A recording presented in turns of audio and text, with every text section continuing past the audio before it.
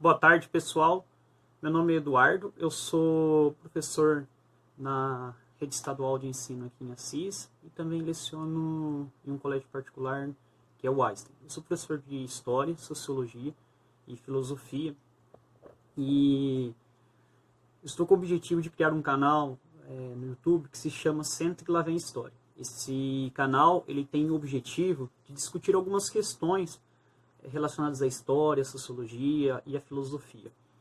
E para essa primeira aula, eu pensei em discutir sobre democracia, regimes autoritários e totalitários.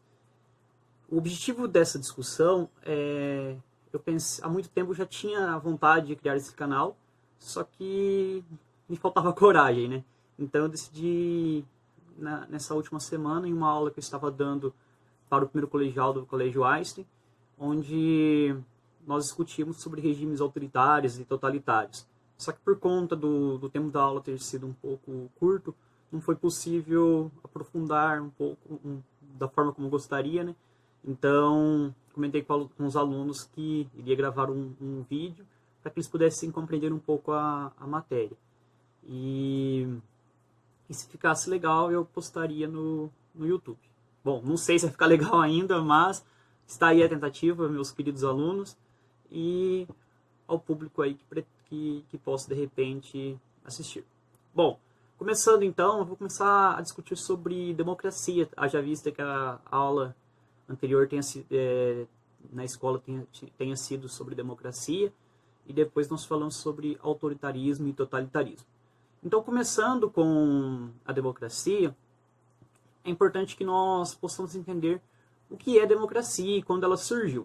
Bom, democracia, o que pode ser? Democracia é a forma de governo como nós conhecemos hoje na maioria dos países do mundo, e a etimologia dessa palavra democracia é o poder do povo, né? Então, o que nós podemos entender disso é que o povo pode participar das decisões políticas, como também eles podem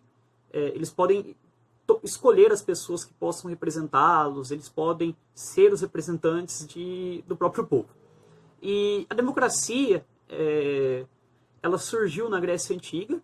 Nós vimos na Grécia Antiga, no período helenístico, em Atenas, né, a democracia, nós vimos que quem eram as pessoas que participavam da democracia? Os cidadãos. E os cidadãos eram quem? Eram homens maiores de 21 anos, tinham que ser filhos de pais atenienses, e estrangeiros, escravos, mulheres não faziam parte da democracia. Mas como que a gente pode dizer que é uma democracia se poucas pessoas participavam? Para a antiguidade, era a forma mais democrática de governo que nós poderíamos discutir, talvez a única, né? No que diz respeito à história europeia, a história do Ocidente, né? Então, os valores ali democráticos eram vistos de quais formas? Através de discussões que existiam nas ágoras, que eram as famosas praças públicas em Atenas. Nós víamos o pensamento político, filosófico, as discussões que aconteciam, as assembleias que aconteciam nas ágoras, era o valor máximo dessa representação, onde acontecia o quê? Uma democracia direta, diferentemente do que acontece hoje em dia, na maioria dos países do mundo. Hoje em dia, a forma de democracia como nós conhecemos é a democracia representativa. Como assim uma democracia representativa? A democracia representativa, nós escolhemos pessoas para que possam nos representar. Então, por exemplo, os governadores, os vereadores, os prefeitos, governadores, presidente, são pessoas que foram eleitas pelo povo para que possam representar os anseios da população. A forma de democracia como nós conhecemos hoje, ela é oriunda da Revolução Francesa. Então, assim, a Revolução Francesa, a independência dos Estados Unidos, são eventos que são de origem do pensamento iluminista. O pensamento iluminista, para quem não sabe, É um pensamento de alguns filósofos que questionavam o antigo regime que existia na Idade Moderna, na maioria dos países europeus. E esses filósofos iluministas pregavam um Estado que a população tivesse mais participação, que a população pudesse ter suas escolhas. Um deles que a gente pode discutir é o Montesquieu, que escreveu um livro, inclusive, chamado O Espírito das Leis. Ele fala dos 3 poderes como nós conhecemos hoje. Quais que são mesmo? Executivo, legislativo, judiciário. E que esses poderes devem ser o quê? Independentes. E a gente vê, por exemplo, outras discussões nesse sentido. A gente pode ver, como exemplo, Voltaire, que fala pela primeira vez, a gente vê essa discussão das pessoas poderem escolher os seus representantes. Bom, não vou me estender tanto aí, senão a nossa aula vai ficar muito grande, mas o que a gente pode discutir é que hoje nós podemos falar de uma democracia que nós temos o nosso poder de escolha através do voto, nós podemos ver o que está acontecendo, né? Temos a imprensa para isso, né? Então, seja a imprensa televisiva, como a internet, nós temos o YouTube, né, que está trazendo uma grande revolução para que nós possamos ver notícias ou ver opiniões de analistas políticos. Bom, agora eu vou falar um pouquinho sobre o totalitarismo e autoritarismo, como também sobre fundamentalismo religioso, e depois, para terminar essa pequena exposição, a gente discute um pouquinho sobre a democracia novamente. Vamos lá? Então, assim, gente, o que é um regime totalitário? Quando a gente pensa em um regime totalitário, nós estamos pensando nos regimes ditatoriais da segunda metade do século XX, como, por exemplo, o nazismo na Alemanha, o fascismo na Itália, o stalinismo na União Soviética, o maoísmo na China. Então, esses regimes que eu citei, esses 4 regimes, são regimes ditatoriais totalitários. E o que eles têm em comum? O fascismo e o nazismo são regimes de extrema-direita totalitários, enquanto que o stalinismo e o maoísmo são regimes de extrema-esquerda totalitários. Bom, o que é importante nós discutirmos que a ditadura, que o regime totalitário, não é um regime que é exclusivamente da esquerda ou da direita. Em ambos os casos, tanto na direita quanto na esquerda, nós vemos regimes totalitários, que são regimes de extrema-direita ou centro-esquerda. E o que eles têm em comum?